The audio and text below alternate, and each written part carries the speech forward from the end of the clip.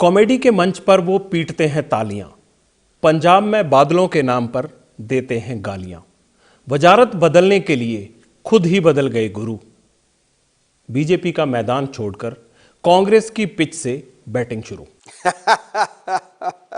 ओ वाह जी वाह, पटियाल साहब कमाल कर दी, नेले पे देला मार दिया आपने तो। सत्ता पाने के बाद लोगों की गाड़ियां बदलती हैं, आपने तो सवारी बदल दी सत्ता के लिए। सवाल पैदा नहीं होता। जिस पार्टी के साथ मैं 10 या 11 साल रहा, मैं दर दर गया,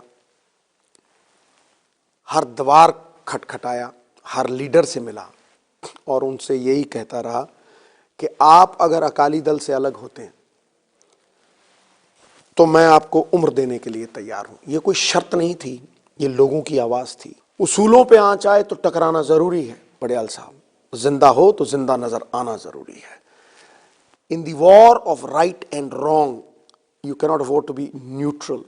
पॉलिटिक्स अगर धंधा होती तो मैं चुप रहता। बीजेपी ने मानी क्यों नहीं फिर आपकी? देखिए, अब मैं ये तो नहीं कह सकता हूं वो क्यों नहीं माने, इसका जवाब वो दे सकते हैं। कुछ तो उन्होंने बताया होगा कि ये प्रॉब्लम है। सिद्धू साहब उन्होंने ये कहा कि जी ये प्रतीक हैं, पुरानी अलायंस है, हमारे एक ही साथी हैं, हम इन्हें कैसे छोड़ें। आपको प्रॉब्लम क्या होगी थी अकाली दल से? मेरी प्रॉब्लम बहुत बड़ी प्रॉब्लम थी, वो आज तक पता नहीं लगी किसी मैं कह रहा हूं सबने जाना।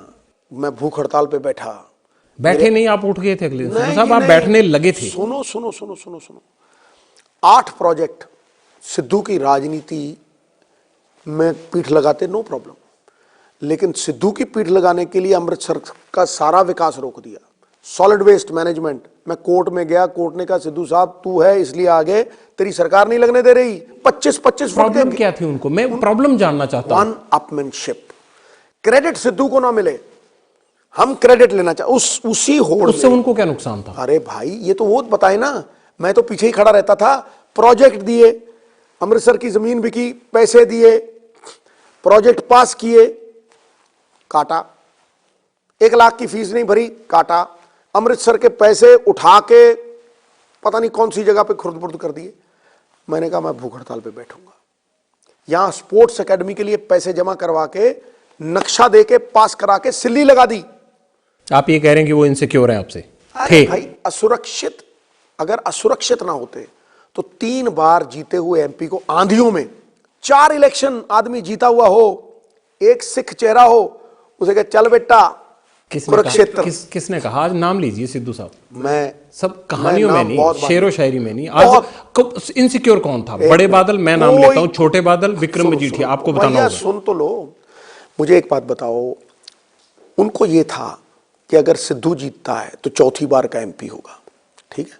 डॉक्टर रतन सिंह अजनाला एक दूसरे थे, वो 3री बार के होते, और हरसिमरत जीतती तो 2री बार। समझ गए? पर आप तो बीजेपी कोटे से थे। मेरी बात सुनो, पंजाब के कोटे से तो एक ही जाना था। तो ये जो साजिशें हैं ना, एक सेकंड सिद्धू साहब, अगर जेटली साहब जीतते, उनका भी तो वादा किया गया था, तो वो भी तो पंजाब के कोटे से जाने थे। अगर मेरी चाची के मूछें होती तो मैं उसे चाचा ना कहता। उन्होंने मुझे बुला के ये कहा कि बेटा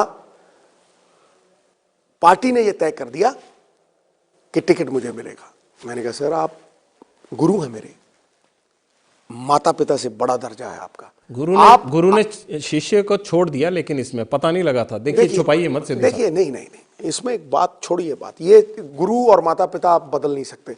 मैंने उनको कहा जी आप आइए, मैं आपका स्वागत करूंगा। बैठे कौन कौन थे? राजनाथ जी वो प्रधान थे, अमित शाह जी और साथ में जेटली सर। उन्होंने कहा शहरी को आप राज्यसभा दे दो। मैंने कहा बिल्कुल नहीं, कोई सौदेबाजी नहीं। क्या आपके लिए सीट छोड़ने के लिए मुझे राज्यसभा चाहिए? राज्यसभा वहीं बोली। मैंने कहा मैं रेजिग्नेशन दे दूंगा। फिर क्या करेगा? मैं बाहर गया, मैंने कहा रघुकुल रीत सदा चली आए, प्राण जाए पर वचन ना चाहिए। मैं अमृतसर को वचन दे चुका हूं कि मैं अमृतसर के अलावा नहीं लड़ूंगा। आप जेटली साहब को जितवाने क्यों नहीं आए? गुरु को वोट डालने भी नहीं आया? मेरी बात सुनो, उससे 6 महीने पहले ऐलान कर दिया था कि इन कालियों के साथ नहीं खड़ा रहूंगा मैं। उसमें जेटली साहब का तो कोई सवाल ही नहीं था। मैं कैंपेन कर रहा था बीजेपी। अकालियों के लिए गुरु छोड़ दिया आपने? मेरी बात सुनो, बिल्कुल गलत बात, बिल्कुल गलत। वोट डालने भी नहीं आए? बिल्कुल गलत बात। मैंने भूख हड़ताल रखी, यहाँ भूख हड़ताल पे अभी बैठ रहा हूं। रात को मेरी घरवाली मुझे कह रही है नहीं मैं तेरे साथ नहीं हूं इसमें। भूख हड़ताल पे अभी बैठ रहा हूं। बादल साहब का इतना बड़ा चिट्ठा आया, ले लो मैं आपको दे देता हूं। इतना बड़ा चिट्ठा ये इस डेट को हो जाएगा जी, ये इस डेट को हो जाएगा जी, साइंड सरदार प्रकाश सिंह बादल। एक एक प्रेस में गया वो, क्योंकि अगर मैं यहां भूख हड़ताल पे बैठता, दही दाव पे लगाता, तो एक बात याद रखना, यहां आधा पंजाब इकट्ठा होता। मोदी साहब की रैली में आपने कहा कांग्रेस शीला और मुन्नी से भी ज्यादा बदनाम हो गई है, अब तो मुन्नी को भी शर्म आने लगी है कांग्रेस से, इतनी बदनाम हो गई है। अब ये बताइए कि सिद्धू साहब को शर्म नहीं आई उसी मुन्नी का हाथ पकड़ते हुए? एक बात समझो, नवजोत सिंह सिद्धू ने अपना किरदार, अपने असूल बरकरार रखे। अगर बरकरार ना रखे होते तो 4 बार अमृतसर जिताता नहीं।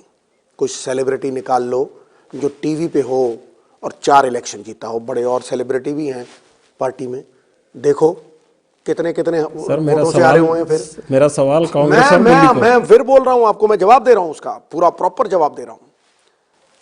पार्टी मैंने कहा कोई अच्छी नहीं, कोई बुरी नहीं।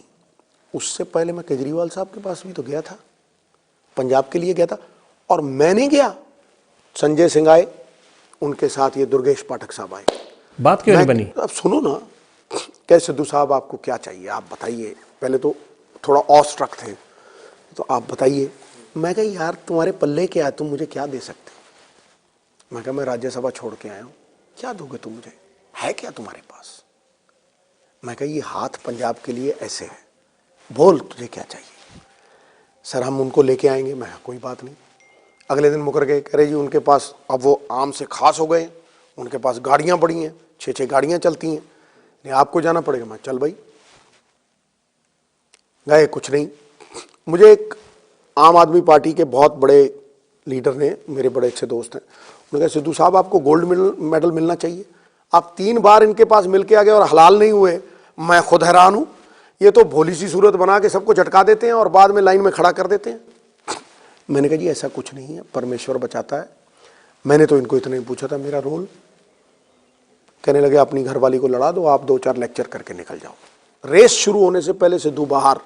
सोचो आप। लेकिन उन्होंने डिप्टी सीएम ऑफर किया था, तो बिना एमएलए का इलेक्शन गलत, लड़े गलत, कैसे आदमी डिप्टी सीएम? गलत गलत गलत गलत गलत, आप बिल्कुल गलत, आप जंप कर रहे हो, you are putting the cart before the horse.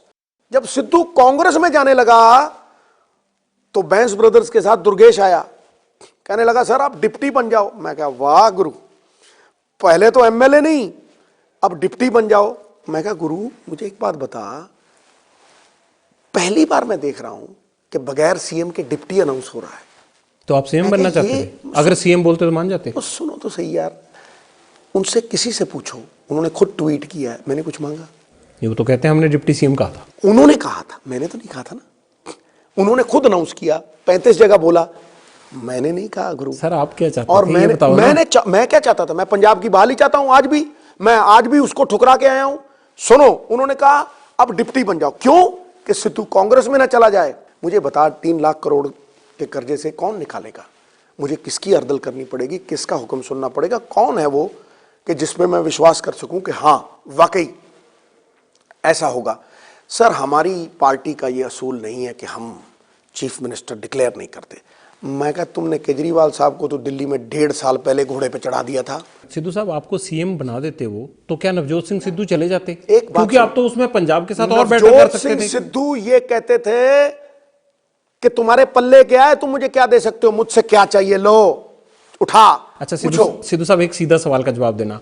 ऐसी क्या बात है कि आपको उनकी डिप्टी सीएम की ऑफर की बजाय कांग्रेस का एमएलए बनना अच्छा लगा? सिंपल, बड़ा सिंपल, मेरा एक एजेंडा, जो एजेंडा लेके मैं राहुल भाई के पास गया, उन्होंने कहा भाई तुम ज्वाइन कर लो। मैं कहा जी ऐसे नहीं, अगर पंजाब के लिए मैं कुछ कर सकता हूं तो ये हो सकता है। ये इतनी एक्साइज में से 20-25 हजार करोड़ की चोरी होती है, माइनिंग में से इतनी चोरी होती है, ये स्टेट का खजाना है। बसों में इतनी, ट्रांसपोर्ट में इतनी बड़ी चोरी होती है। ये 50,000 से 60,000 करोड़ रुपया तो आराम से केबल ये स्टेट को आ सकता है।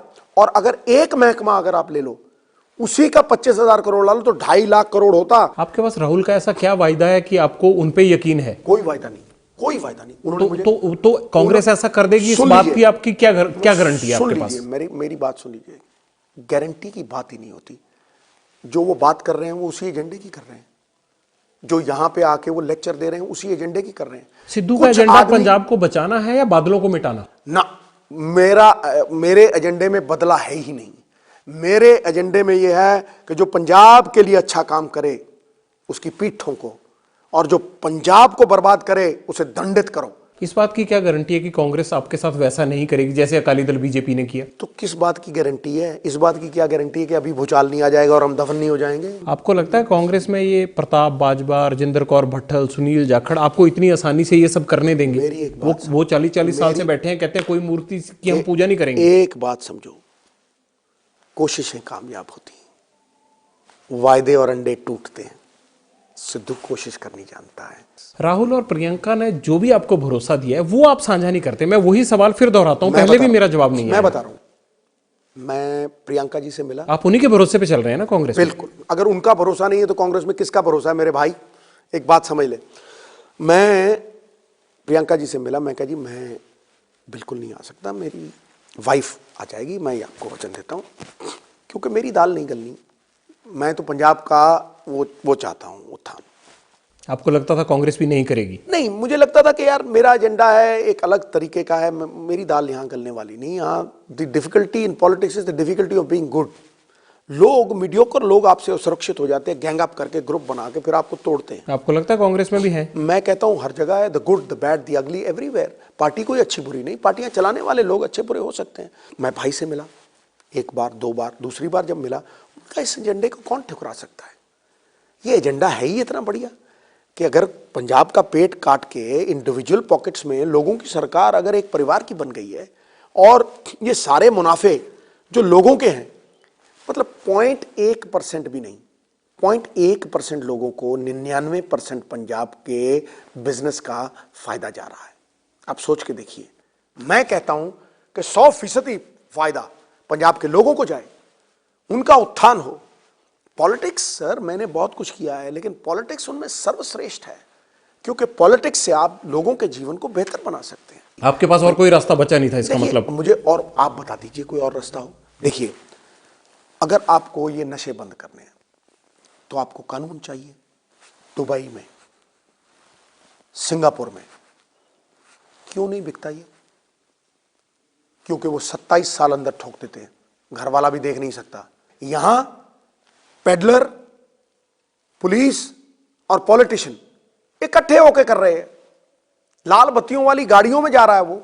आप इस बात की गारंटी देते हैं कि अगर आपकी पार्टी की गवर्नमेंट आती है तो कोई नाली में नहीं गिरेगा? एक बात समझो, सीधा सवाल, एक बात समझो, कोई जादू की छड़ी है कि यूं छुई 1 मिनट में कुरीतियां दूर हो गई?